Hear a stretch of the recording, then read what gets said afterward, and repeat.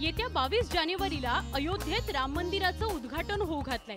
हा सोहळा भव्य दिव्य करण्याकरता नियोजन केलं जात आहे। या उद्घाटन सोहळ्यासाठी समाजातील विविध व्यक्तींना निमंत्रित करण्यात आलंय। पंढरपूरहून हभप आशुतोष बडवे पाटील यांना निमंत्रित करण्यात आलंय। ते पांडुरंगाचे परंपरागत प्रमुख पुजारी आहेत। आशुतोष बडवे पाटील हे प्रल्हाद महाराज बडवे यांचे वंशज आहेत।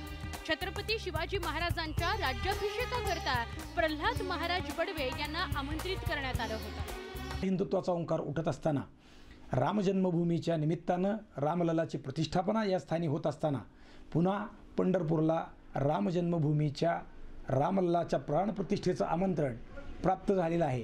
ते आमंत्रण पांडुरंगाचे प्रतिनिधी प्रल्हाद महाराज बडवे यांचे वंशज या अर्थाने प्रल्हाद महाराजांच्या वंशात ते पुन्हा एकदा आलेला आहे।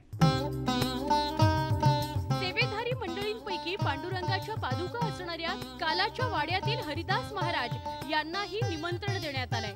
तसंच रुक्मिणी मातेचे वंश परंपरागत पुजारी उत्पात यांनाही राम मंदिराच्या उद्घाटनाचं साक्षीदार होता येणार आहे। रामरायाच्या प्रतिष्ठापनेची निमंत्रण पत्रिका आम्ही हरदास बडे उत्पात सेवादारी या मार्फत या सर्व प्रतिनिधींना आज पत्रिका पंढरपुरात आम्हाला पोहोचल्या।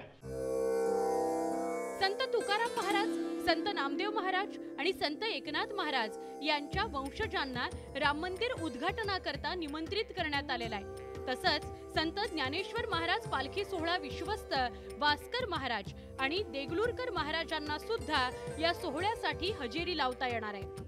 नाथरायांचे वंशज असतील ह्या सर्वांच्या बरोबर पंढरपुरातील परंपरागत काही जणांना आमंत्रण आलेलं आहे।